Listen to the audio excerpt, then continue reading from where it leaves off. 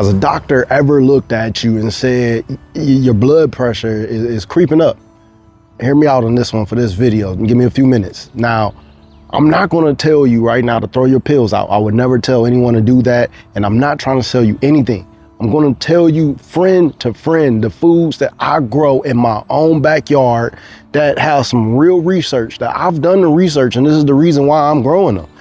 I dealt with high blood pressure. In a way, when you have high blood pressure, you're always dealing with it, but I have it under control naturally. I trust medical science, a lot of it. I'm pro medication when you need it.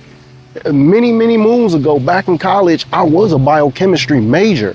After losing a lot of people around me to cancer, heart disease, diabetes, it just blew my mind. I'm like, I want to be the first one to discover the cure for all that. So that's why I went into biochemistry in college. Now, life didn't happen as expected. Instead of finding cures, of course, you all know, I switched over to helping people become bigger, faster, and stronger. I went into athletic training, but it eventually led me into personal training because I wanted to get back to my mission. It might not be clinical, but it was still helping people. And that led me to learning all about plants and herbs and supplements, breathing techniques. You name it, anything to do with health, I made it a study. So using my own backyard today, I want to talk about some plants that I use that has helped me with my own blood pressure. I want to share what these studies have actually said about these plants and how it helps your blood pressure. Welcome back to GrowFit Florida. I'm Jermaine, and I grow all my food right here in beautiful West Central Florida, Zone 10A. Before we go any further, I'm not a doctor and this is not medical advice. Now, high blood pressure is a serious issue, and the medications that your doctor has given you is for a reason. So talk to your doctor about adjusting anything and doing anything if you're on blood pressure medication. Nobody watching this should change their medication because of this video. Do your own research. Now, I say it all the time, you can feel free to use this video as a part of your research, but do your own research. I'm about to show you guys what me and my family has been taking a natural way, and it's been working for us. And I want to share this information because it possibly could work for you, but don't just trust a guy on the internet. You know what I'm saying? Like, please go do your own research. I did mine and I'm sharing it with you guys. Go do yours before you make any type of life change. So now that that's clear and we're all clear, let's start this video. So all these plants that I'm about to mention today is working in conjunction with actually knowing what's going on inside of my body. I've been getting blood drawn for myself every single year, twice, 3 times a year. And I'm a big believer in getting blood panels so you know actually what's going on inside your body, because a plant that works for me might not work for you. If you're married, a plant that you're eating and a diet that you're eating might not be what's good for your wife, and vice versa. So I'm a big believer in getting blood panels. So if you haven't got any blood tests yet to see what's going on inside your body, I encourage you to go get some blood panels done, because that's going to ultimately tell you what plants that are working for you and some that are working against you. So let's start off right there. Go get your blood work.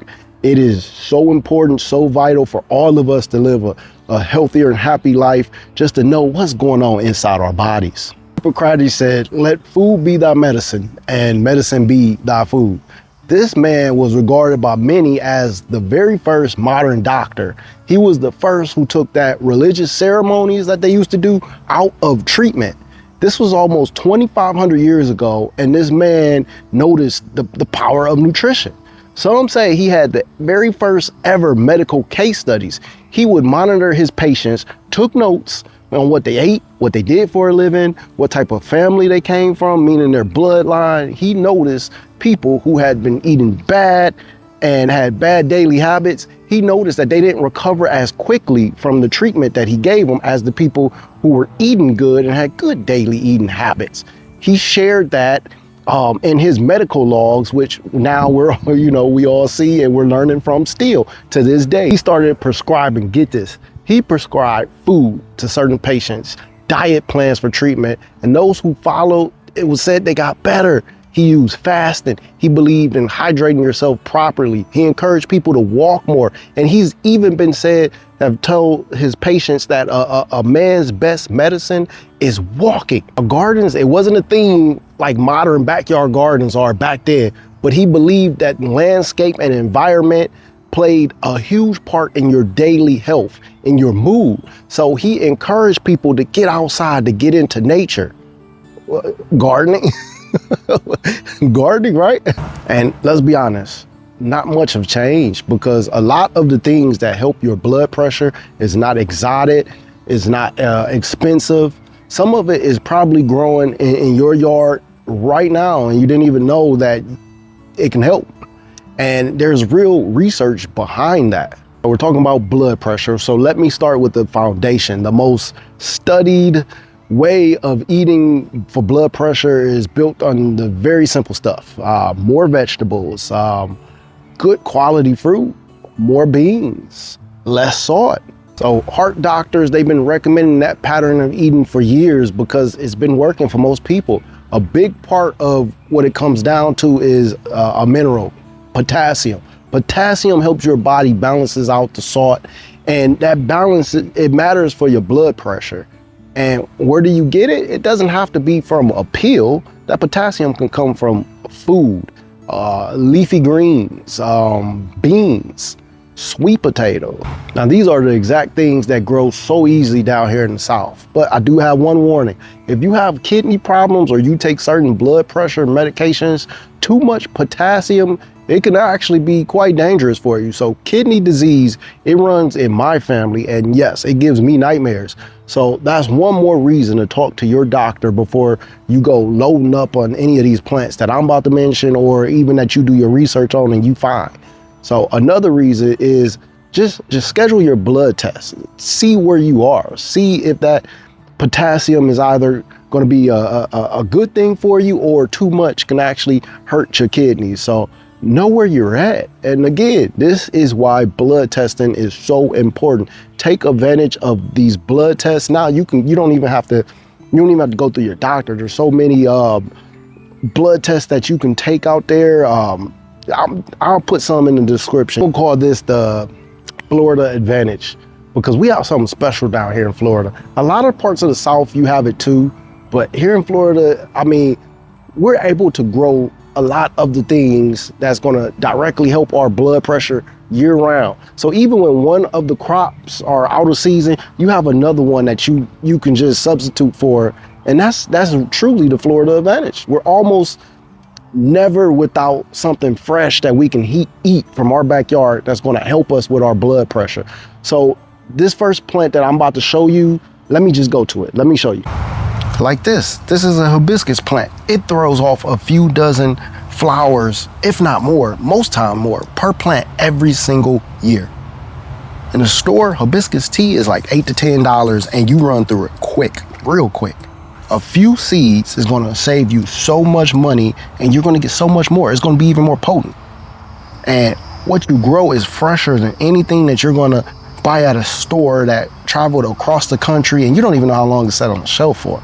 And your soil has minerals. It's alive. You're doing things the right way, so your plants reward you with more nutrients in your food because you have more minerals in your soil. So your plants are going to have more minerals. It's going to be better for you.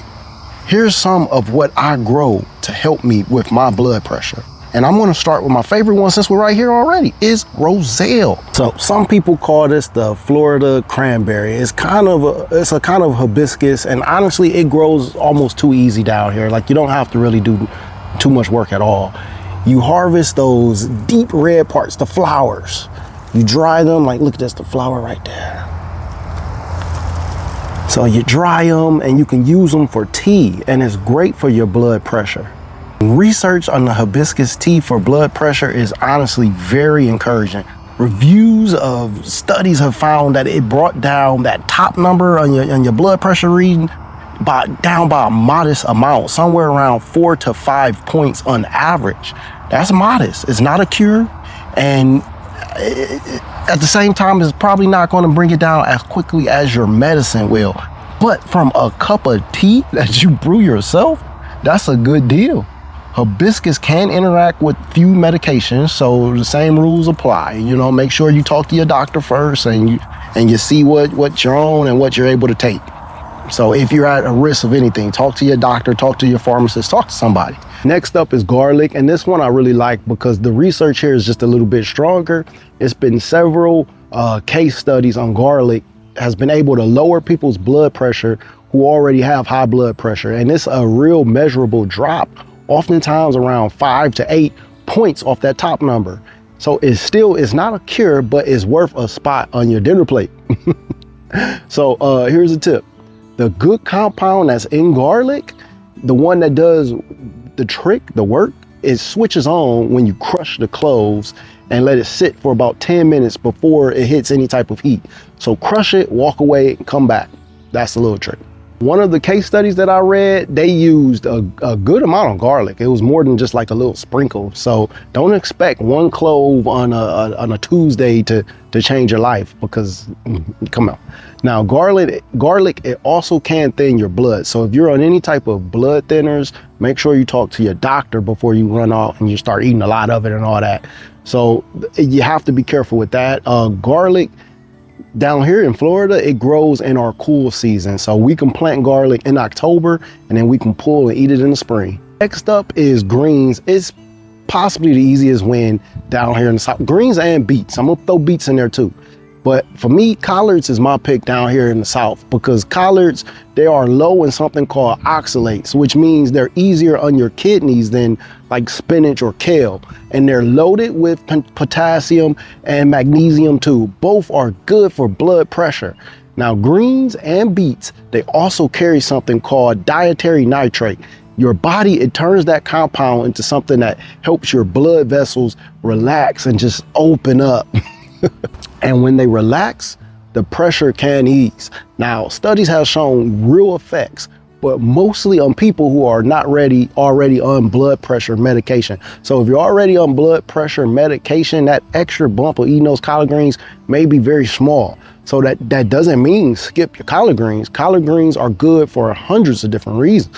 So I just don't want to oversell you on something that the research just doesn't back. And collards, they grow great here in our cooler months, even when it's warm. I mean, we pick collards pretty much all year round. So you talk about a crop that's going to give you plenty of food and nutritious for you. I want to give you a few more that can earn a spot in your backyard that are really good for blood pressure. This one is Moringa, right here, right behind me. It grows like a weed down here. It does 10 to 15 feet in one season if you plant it from a seed. And if you cut it back, it just keeps on growing. It just keeps on coming. It's packed with nutrition and it's real promising research. So I grow it because it loves our heat, and you want to find a plant that has a better nutritional profile than Moringa. Also, I've never heard so many personal testimonies with one plant like Moringa. I've had face-to-face testimonies from people, Patreon members tell me, new channel members on YouTube tell me, Hub members. I've had emails, YouTube comments. I mean, even when I went to the post office and someone recognized me, they went through their whole how Moringa changed their life. Like, from so many people around the world who has reached out to me in the last year about what Moringa, this plant behind me, did for them. I mean, you can even Google it yourself. Like, at the end of this video, Google what's the healthiest plant on earth and see what comes up for you. It will be Moringa, most likely. And it's always those who come and they say Moringa is invasive in Florida and you shouldn't grow it. Well, I've never had any issues containing my Moringa. I almost wish it grew like that because I want more of it.